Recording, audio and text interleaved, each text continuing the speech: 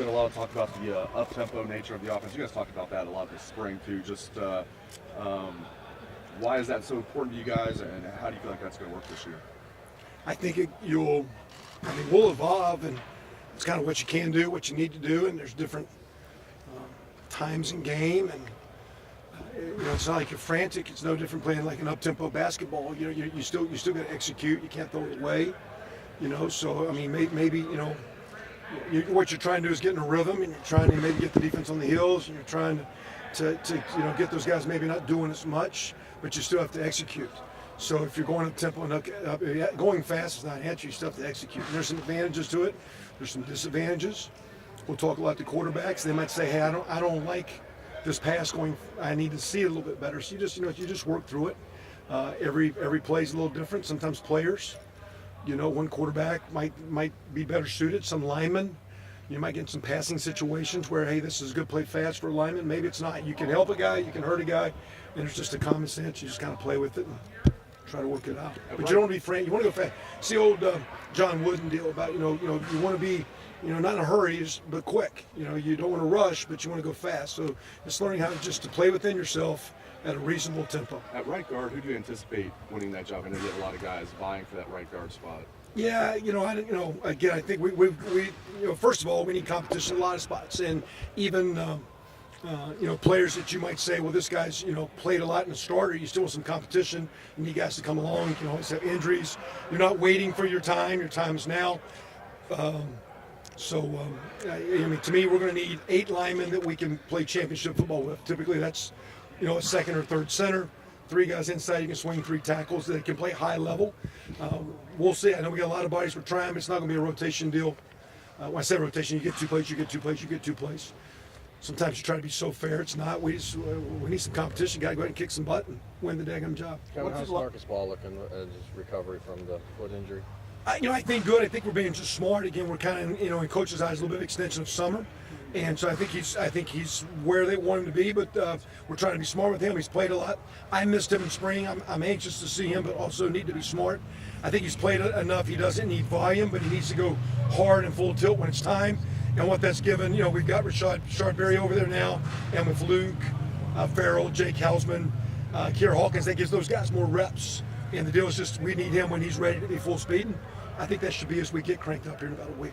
You weren't here for the Clemson loss.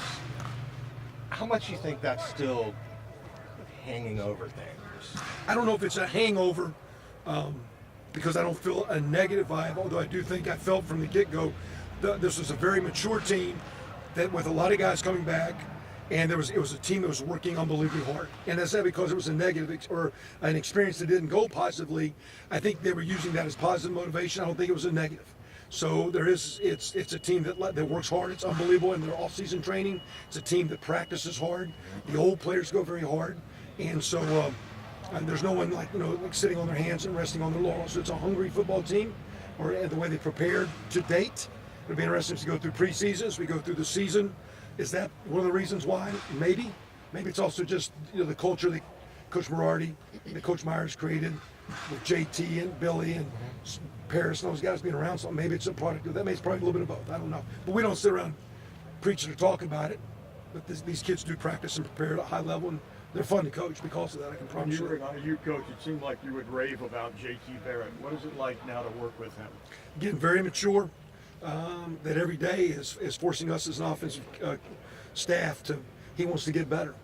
And so, Coach Day every day has got to come in prepared, ready to roll. He's doing an awesome job. He's a fantastic coach with a great player. And, again, he is an example of a kid that, one, he's very, very talented. He's played a lot, but he's a very mature kid that's hungry, working hard. And when your best players are veterans, they've played a lot, and yet they're working harder, that is a great image as a coach. Are you going to make him a better passer?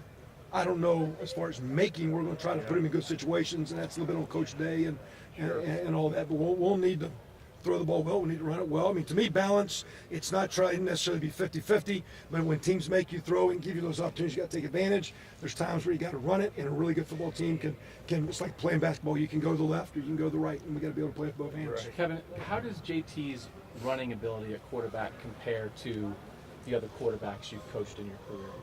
Goes a long way back. Again, the reason I kind of got me and Coach Meyer crossed paths because of Zach Kustok, who was a heck of a kid at Northwestern that transferred out of Notre Dame. He's one of my favorite players of all time, and I'm here because of him and a group of guys that bought into a little change. And he was the straw that stirred the drink, and he was a runner, and that got me to Oklahoma.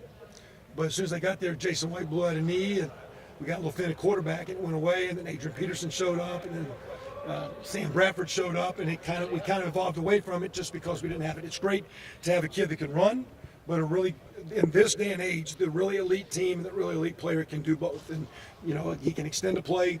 You can have quarterback design runs, but they can also distribute the ball in the passing game. And I'm looking forward to seeing JT and Dwayne, Joe, the whole crowd, everybody, Tate, all those guys progress that way. At wide receiver, here's some guys that really need to step up at wide receiver, like Terry McLaurin. We keep hearing about him, and Harris Campbell at H. Who are some guys you really want to see step up? Johnny Dixon's been awesome, and through the preparation side, and had a phenomenal. We talk about, you saw him in spring game. He had an awesome summer. And that's lifting weights and running, and we're not part of the football side, but his summer was as good. So those three guys are in there. Austin Mack, had an awesome first go and had a good summer. Kind of good to get him back in the mix. At slot, we've had E.G. Glover complimenting out there with Paris and K.J. Hill, those three kind of in the slot. Outside, Terry, Ben Victor, it's kind of too deep, and that's what we told those three big freshmen. I wouldn't be surprised if one of those guys, because we're going to need probably about 8, because you're going to need 3 guys at slot, and you're going to need 2 guys outside and the swing guys. So if we're going to play up tempo and block it well and throw it, we're going to need about 8. So you need starters, but we're going to need 8. We're going to need 3 tight ends. We need 2 or 3 running backs. We need a bunch of quarterbacks ready. We're going to need a lot of depth. Talking about running backs, a lot of positive reports about J.K. Dobbins so far. I mean, what has he done as a true freshman, during his transition? Being here for spring was awesome for him. Again, very smart, mature for a young kid, very explosive, dynamic.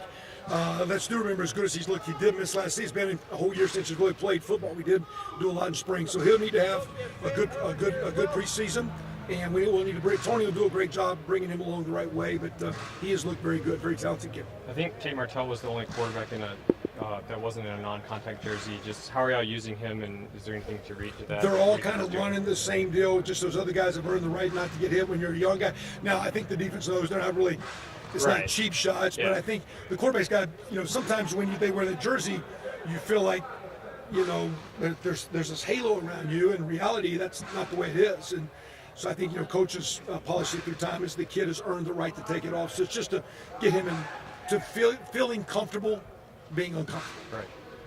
Kevin, your experience as a coordinator and as a head coach, can you just describe how much difference a good coordinator can make for a good head coach? I mean, I know the head coach sets everything, but just describe how much influence can you have? I don't know if it's influence as much as you just take some stress off where he feels like, you're taking his message to the staff, and then from the staff throughout the players. So first of all, it's you having the ability, to be on the same page as him.